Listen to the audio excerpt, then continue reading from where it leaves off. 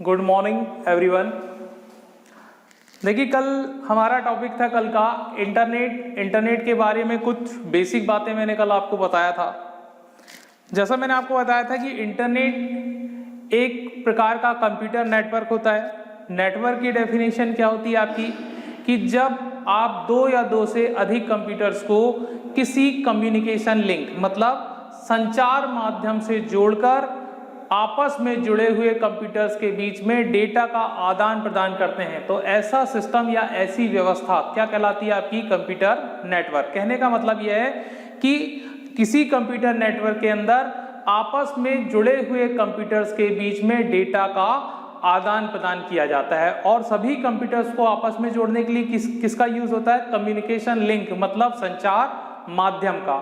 दो प्रकार के संचार माध्यम मैंने आपको बताया था। पहला था आपका वायर्ड मीडिया, मतलब जिसमें हम तारों या केबल्स के माध्यम से कंप्यूटर्स को आपस में कनेक्ट करके सूचनाओं का आदान प्रदान करते हैं। और दूसरा था आपका वायरलेस, मतलब तार रहित प्रणाली। तार रहित प्रणाली के अंतर्गत क्या हो जाता है आपका, माइक्रोवेव्स, मतलब हाई फ्रिक्वेंसी की उच्च आवृत्ति की जो रेडियो तरंगे होती हैं वो क्या कहलाती है आपकी, माइक्रोवेव्स। माइक्रोवेव्स में डेटा का ट्रांसमिशन कैसा होता है आपका, वातावरण के अनुसार एक स्थान से दूसरे स्थान पर डेटा तरंगों और आवृत्तियों के रूप में मतलब वेव्स और फ्रिक्वेंसी के रूप में वातावरण के अनुसार प्रसारित होता है। तो ये जो आप टावर प्रणाली देखते हो या सैटेलाइट सिस्टम देखते हो, तो ये सब किसके अंतर्गत आ जाता है आपका, माइक्रोवेव्स या वायरलेस सिस्टम कहलाता है। ठीक है, तो इस तरीके से कंप्यूटर नेटवर्क का मतलब होता है कि जब दो या दो से अधिक कंप्यूटर्स को किसी कम्युनिकेशन लिंक के माध्यम से जोड़कर सूचनाओं का आदान प्रदान किया जाता है, तो ऐसा सिस्टम या ऐसी व्यवस्था कंप्यूटर नेटवर्क कहलाती है। कंप्यूटर नेटवर्क इसके भौगोलिक क्षेत्र के आधार पर इसको तीन भागों में वर्गीकृत किया गया है, लैन, मैन और वैन। Local area network, metropolitan area network और वाइड एरिया नेटवर्क।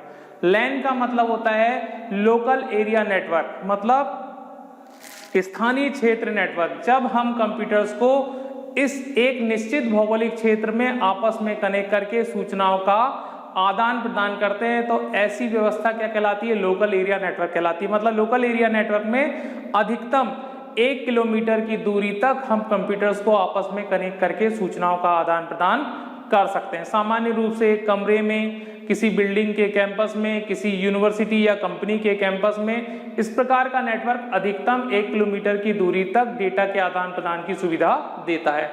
दूसरा था आपका मेन, मतलब मेट्रोपॉलिटन एरिया नेटवर्क या महानगरीय क्षेत्र नेटवर्क। मतलब इस नेटवर्क का जो भौगोलिक क्षेत्र है वो लेन की अपेक्षा कई गुना बड़ा होता है। ये एक पूरे शहर या नगर को कवर करने का काम करता है। इसमें हम अधिकतम 75 से लेकर 100 किलोमीटर की दूरी तक कंप्यूटर्स को आपस में कनेक्ट करके सूचनाओं का आदान प्रदान कर सकते हैं। इस प्रकार का नेटवर्क डेटा में टेक्स्ट, ग्राफिक्स और वॉइस सभी के संचार की सुविधा प्रदान करता है।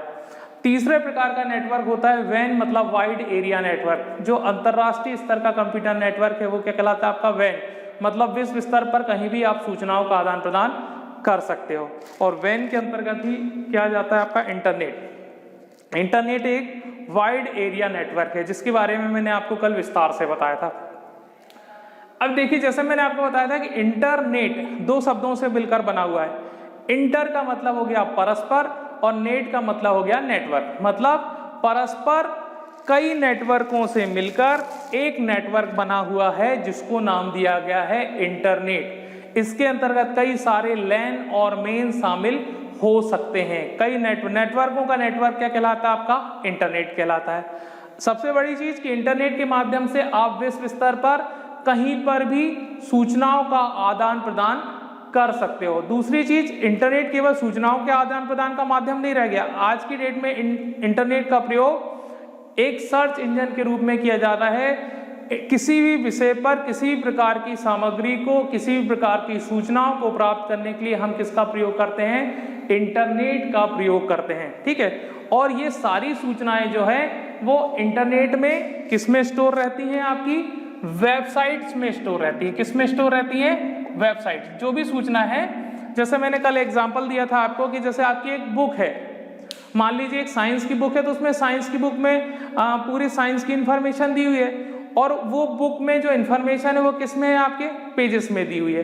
तो इसी तरीके से एक वेबसाइट जो है वो कई वेब पेजेस से मिलकर बनती है। तो वेब पेजेस का जो संगठित रूप है वो क्या कहलाता है, आपका वेबसाइट। और हर एक वेब पेज या वेबसाइट का एक वेब एड्रेस होता है, जिस एड्रेस के माध्यम से आप उस वेबसाइट को एक्सेस करते हो या प्राप्त करने का काम करते हो। तो मैंने आपको बताया कि एक इंटरनेट के अंदर सभी सूचनाएं वेबसाइट्स में रहती हैं। वेबसाइट कई वेब पेजेस से मिलकर बनी होती है और प्रत्येक वेब पेज या वेबसाइट का एक क्या होता है, वेब एड्रेस। और इसी वेबसाइट के वेब एड्रेस को बोला जाता है URL, यूनिफॉर्म रिसोर्स लोकेटर। मतलब ये URL बताता है कि वो वेब पेज या वेबसाइट आपकी किस एड्रेस में उपलब्ध है। जैसे फॉर एग्जांपल किसी वेबसाइट का URL क्या हो गया, www.mcu.ac.in। www मतलब वर्ल्ड वाइड वेब के अंदर MCU मतलब माखनलाल चतुर्वेदी यूनिवर्सिटी की एक वेबसाइट है mcu.ac.in। तो ये जो पूरा है ये क्या कहलाता है, आपका एक URL होता है। इस URL को आप किस में यूज करते हो, किसी वेब ब्राउजर में। आपको इंटरनेट के प्रयोग करने के लिए सबसे पहले किसकी जरूरत पड़ेगी, एक कंप्यूटर की। ऐसा कंप्यूटर जिसमें इंटरनेट का कनेक्शन हो और एक ब्राउजर प्रोग्राम हो। तो उसमें इंटरनेट का कनेक्शन होना जरूरी है और एक ब्राउजर प्रोग्राम होना जरूरी है। ब्राउजर प्रोग्राम मतलब इंटरनेट एक्सप्लोरर हो गया, मोज़िला फायरफॉक्स हो गया, गूगल क्रोम हो गया। तो जब आप इन एप्लीकेशन प्रोग्राम्स को, ब्राउजर प्रोग्राम को आप ओपन करोगे और इनके वेब एड्रेस वाले बार में किसी वेबसाइट या वेब पेज का एड्रेस टाइप करके एंटर करोगे तो वो वेबसाइट या वेब पेजेस वहां पर ओपन हो जाएंगे, आप उनको एक्सेस कर सकते हो। ये सारी बातें हमने कल आपको समझा दी थी। अब आज हम देख रहे हैं एनाटॉमी ऑफ इंटरनेट, मतलब इंटरनेट की संरचना।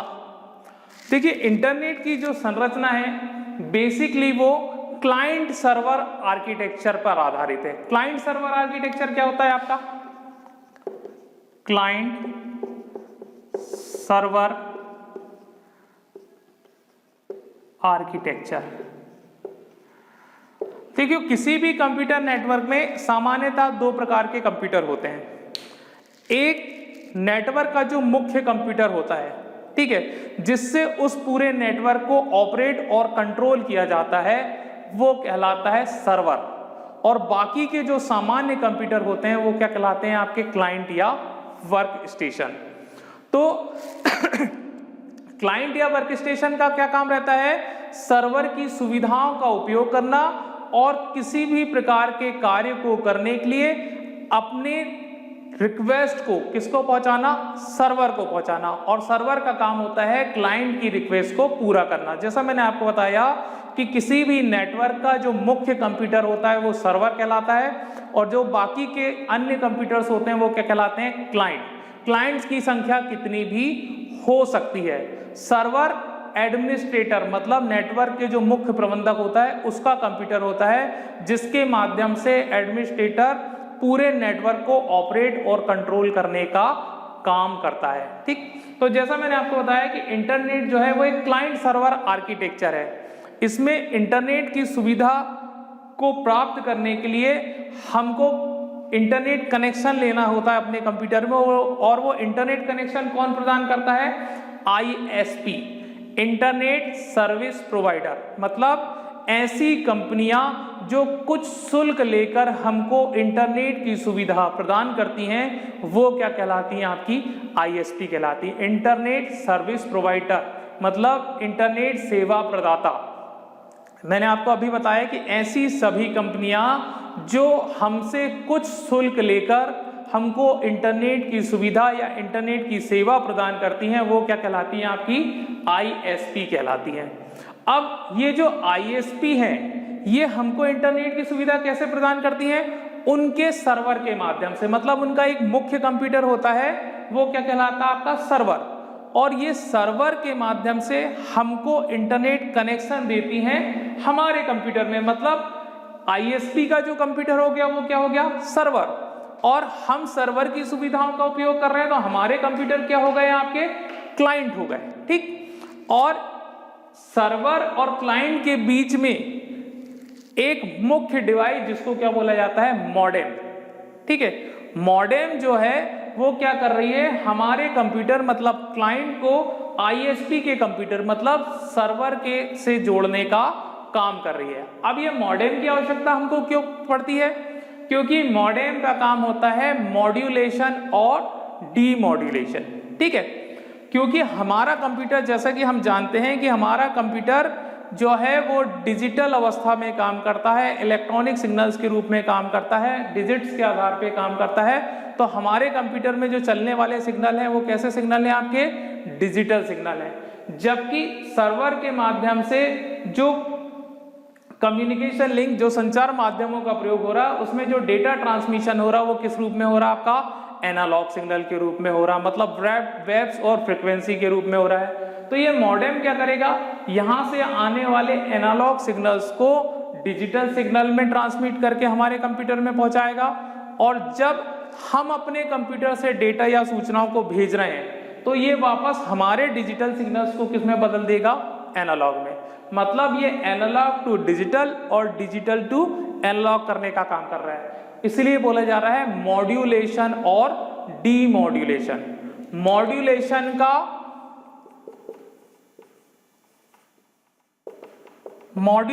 का एमओ और डीमॉड्यूलेशन का डैम से मिलकर क्या बन गया, मॉडेम। तो जैसा मैंने आपको बताया कि यदि हमको अपने कंप्यूटर में इंटरनेट की सर्विस चाहिए तो हमको सबसे पहले एक आईएसपी मतलब एक इंटरनेट सर्विस प्रोवाइडर कंपनी के माध्यम से इंटरनेट की सुविधा प्राप्त करना पड़ेगा। इसके बदले में आईएसपी आपसे कुछ शुल्क लेगी। आईएसपी आपको इंटरनेट की सुविधा जो है वो उसके कंप्यूटर मतलब किससे प्रदान करेगी, सर्वर से। और सर्वर और हमारा कंप्यूटर मतलब जिसमें हम इंटरनेट का प्रयोग करेंगे वो क्या कहलाता है, आपका क्लाइंट। सर्वर और क्लाइंट को जोड़ने के लिए कम्युनिकेशन लिंक मतलब संचार माध्यम का प्रयोग किया जाएगा। ये संचार माध्यम जो है वो किसके माध्यम से हमको सुविधा प्रदान करेगा, मॉडेम। मतलब आईएसपी का सर्वर और हमारे क्लाइंट के बीच में क्या लगा रहता है, आपका मॉडेम लगा रहता है। ये मॉडेम क्या काम कर रहा है, मॉड्यूलेशन और डीमॉड्यूलेशन का काम कर रहा है। मतलब ये सर्वर से आने वाले एनालॉग सिग्नल्स को डिजिटल सिग्नल में बदल रहा है और हमारे द्वारा जो डेटा या सिग्नल्स प्रसारित किए जा रहे हैं उनको वापस डिजिटल से एनालॉग में परिवर्तित करके कहां पहुंचा दे रहा है, सर्वर में पहुंचा दे रहा है। तो यहां आपको समझ में आया, ये कहलाता है आपका क्लाइंट सर्वर आर्किटेक्चर। मतलब आपको जो भी काम करना है उसकी रिक्वेस्ट सर्वर को पहुंचाना पड़ेगा, सर्वर आपकी रिक्वेस्ट को पूरा करने का काम करेगा। इतनी चीजें आपको समझ में आई। तो ये क्या इस यहाँ पे क्या क्या चीजें क्लियर हो गई। क्लाइंट सर्वर आर्किटेक्चर क्या होता है, सर्वर क्या होता है, क्लाइंट क्या होते हैं, मॉडेम क्या होते हैं और आईएसपी क्या होता है। आईएसपी मतलब इंटरनेट सर्विस प्रोवाइडर, ठीक है। तो यही होता है आपका इंटरनेट का स्ट्रक्चर। आज के सेशन में इतना काफी है। ये था आपका एनाटॉमी ऑफ इंटरनेट मतलब इंटरनेट की संरचना। Thank you.